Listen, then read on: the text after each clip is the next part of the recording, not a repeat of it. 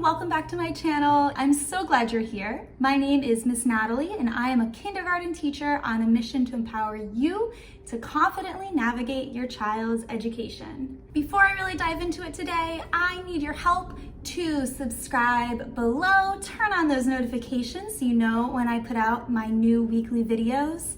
I really need your help with this because when you subscribe, it helps bring up my ratings on YouTube. It makes me more searchable, it makes me pop up more, so I could really use your help with that.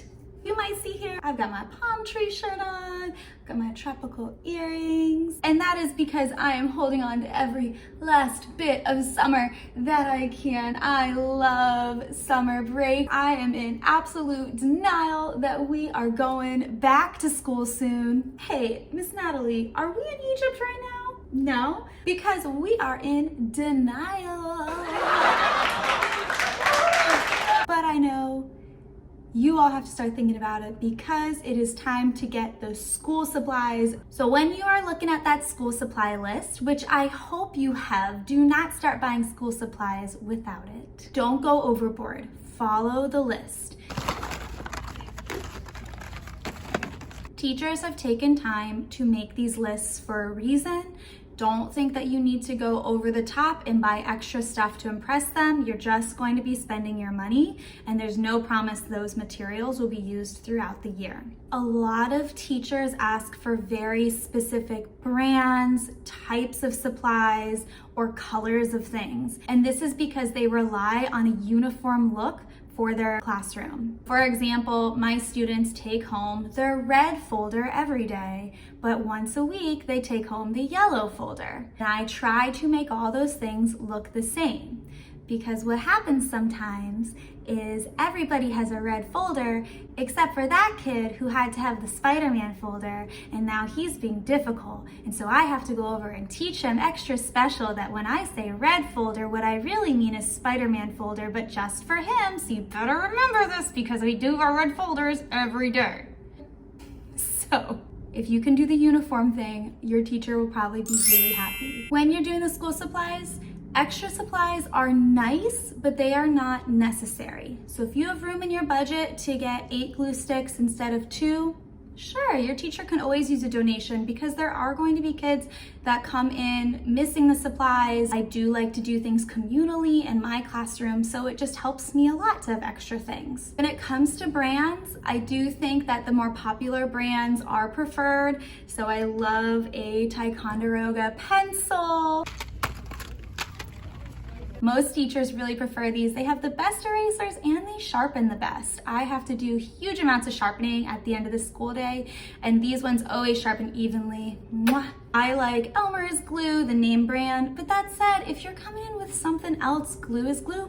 When you bring in the supplies, it helps to bring them all in one bag, maybe a big paper bag, and label the bag with who it came from. Do not go in and label every single last supply with permanent marker. A lot of the times, these things get put into a bin. I do not have shelves that say John's supplies and Sally's supplies. But it is important that you have a label somewhere because your teacher probably has a checklist saying who did bring in supplies and are there parents that need reminders, or do I need to find out if a donation is necessary for that child's things. On that note, if you can afford to get your children all of the supplies, that is really helpful, but I know that this adds up very quickly, especially if you have multiple children in school.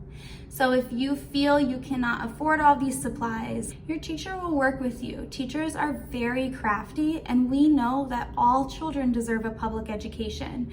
It doesn't matter if you're going to bring in the pencils or not, because if buying all those pencils is going to bankrupt you, it defeats the point of a free public education. So we will work with you. Don't be embarrassed, but it's better to address that head on because communication is just always the way to go.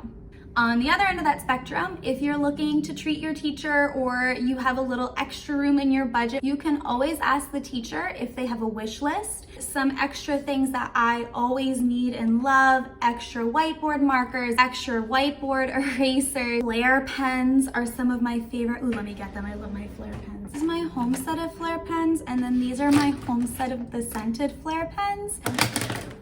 I probably will run through a whole set of these in a year. The only pen that I write in, they just feel really nice. Okay, Natalie, that's enough on the Flair pens. The people don't want to hear about this. A newer thing that is popping up on school supply lists that might not have been there when you were a kid is the 3.5-inch floppy. But a lot of schools are asking for headphones. At the younger age, I really prefer that children come in with a proper headphone that covers their ears like this. I don't like it when young children come in with earbuds. A lot of the time they don't fit properly and they're falling out. They also have those little awful gummy things and the kids pick at them and their earwax is on it. And for me, 21 kids with I don't like it. Get them away from me. That can get a little bit pricey, so I would absolutely write your child's name on those. And you should also talk to your child and ask them not to pick at that foam covering. That is the #1 reason why kids have to get new headphones halfway through the year. At home, you want to have a little desk or table set up, maybe a box with their school supplies. The basic things that you're going to need is a notebook for your child at home, or if they're young, some handwriting paper at home.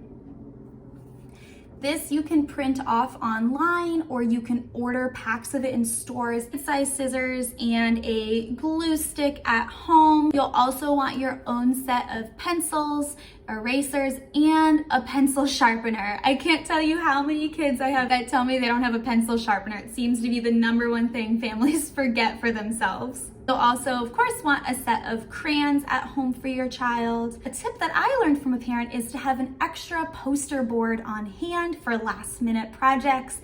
You just never know when it's going to be 7 at night and something's due tomorrow. One more thing that you want to consider is saving room in your budget. In the first month of school, there are a lot of surprise fees that pop up. Things ranging from the PTA dues to that field trip to the pumpkin patch. These are all things that all of a sudden you're going to need to send in $10 to $20. A lot of schools really push t-shirts for Spirit Days too, and that can run you 10 to 20 bucks. As I close this out, I really want to emphasize here that teachers are here to help. So if this is overwhelming, don't be afraid to reach out and ask. And if this is something that feels like it is going to break your budget, don't be afraid to tell your teacher that, because they will work with you. Where there's a will, there's a way, and we'll make sure that your kiddo is treated just right when they come to school.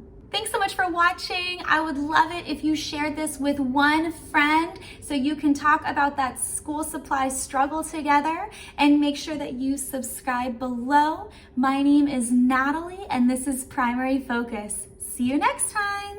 Are we in Egypt right now? Because I am in denial.